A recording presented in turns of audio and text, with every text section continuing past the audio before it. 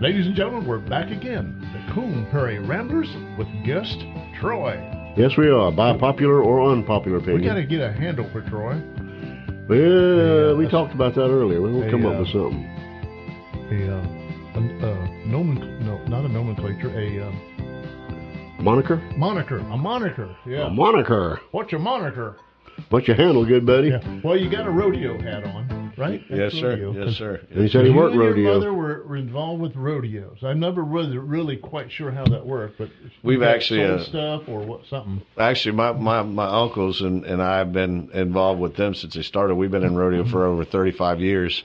That was a big part of me coming up here when I was younger. We used to be they were the livestock contractors for the Arcadia All-Florida Championship Rodeo here, the granddaddy of them all, should I say.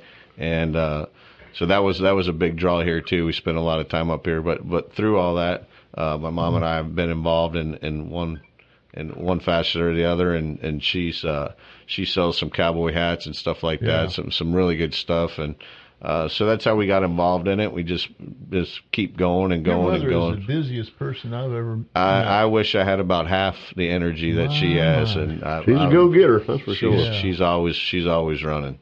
Yeah. Well, talk about rodeos. Let's segue to peanuts.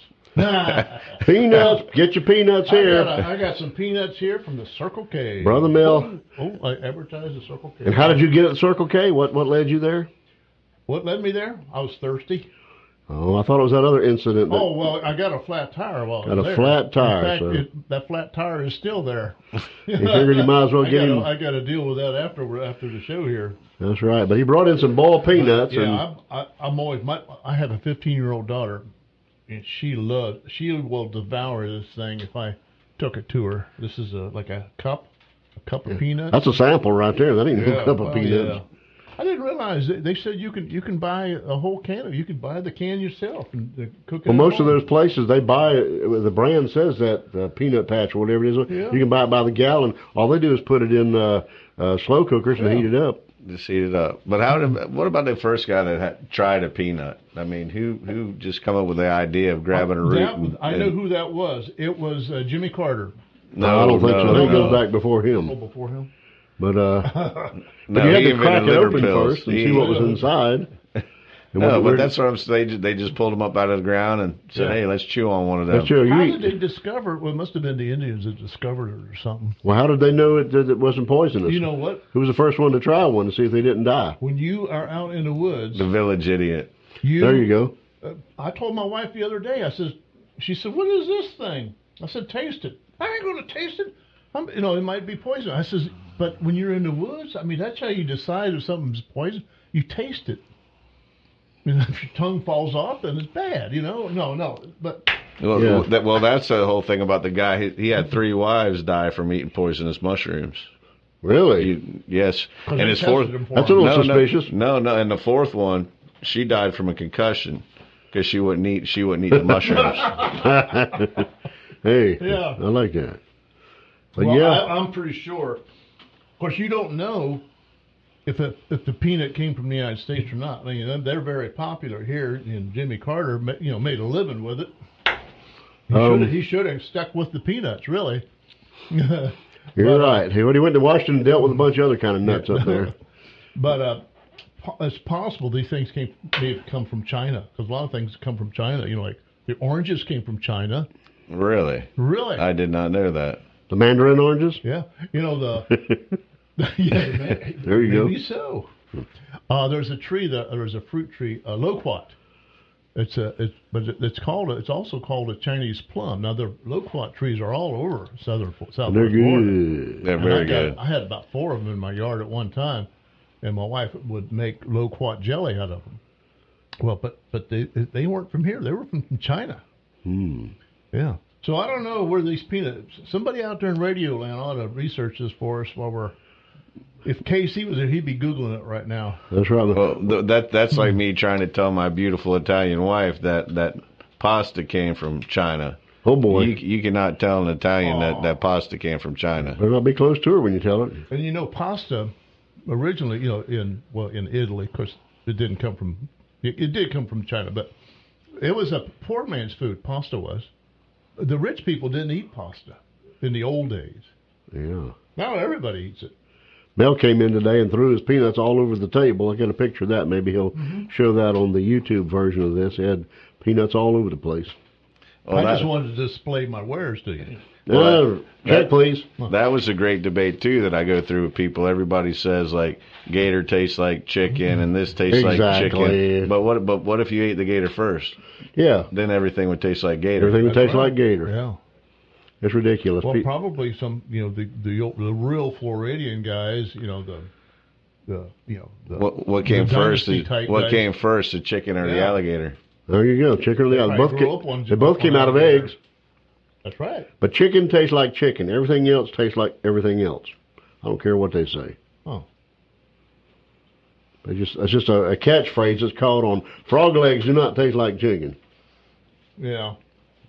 Armadillo does not taste like chicken. If I was to give you a blindfold test and gave you a frog leg just to meet, would you know it was frog leg? Yes, sir. Most likely, yes. I would definitely know it wasn't chicken. Because it was jumping in your mouth or something? No, texture. Definitely texture. Texture? Yeah. No. Definitely. A lot more toes, too. Yeah.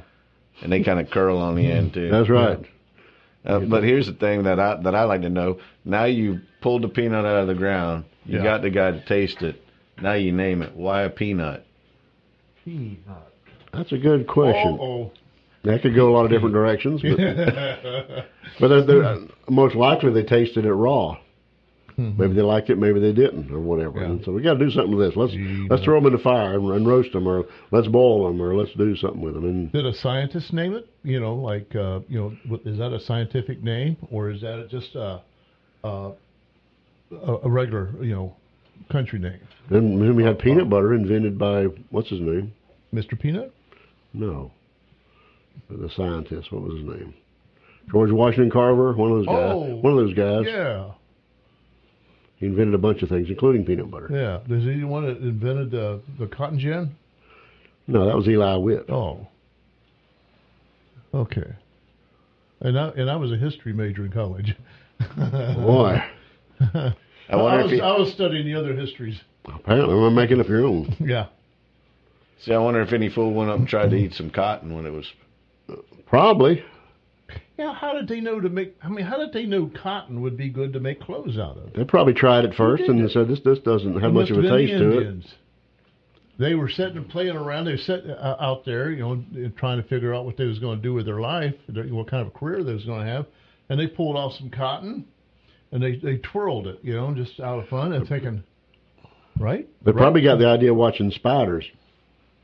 Oh, how they make webs and stuff. That's probably where that came from. Yeah. I'm guessing. I don't know. Yeah. My hypothesis, which ain't worth much. Nature taught it to them. So none of this is scientifically proven. That's what you're telling me. Yeah. Anything I tell you, Well, there are so many things that scientists can't tell us. They don't know how it happened or what, and I still don't buy. Well, a lot of it's theory. Yeah. Yeah. Or whatever. But let's go back to food. I mean, you heard people make jokes and stuff like a couple of good old boys sitting around, and the first time somebody ate an egg, one of them says, I'm going to eat the next thing comes out of that chicken's butt. and so that's where so somebody had to try that or whatever. Or who cracked open the first oyster and said, I want to eat this big old wad of snot here and see what it tastes like. Oh, I'd have done that. You'd have done that? Oh, yes, sir. Oh, Lord, no. But anything on a bet. Anything on a bet. I wouldn't go Triple dog dare. I had a few buddies like that back in the past, but otherwise, there might be still some good things out there to eat that nobody's been brave enough to try yet. They haven't discovered. That'd be. It's around, but they just haven't eaten it yet. Yeah. And I think when you go back to that and all the daring and all that, that's why women live longer than men, because women don't take dares like men do. That's true. That my wife that proves it, because my wife, I said, taste it, and you'll know what it is. Okay, I read a short story one time by Harry Crews about a guy that ate his car. He cut it apart with a torch and ate little teeny bits at a time until he ate and passed the whole thing. But we won't get into that. We only got a couple seconds, so we better get out of here. We'll see you on segment 3. Y'all hang around.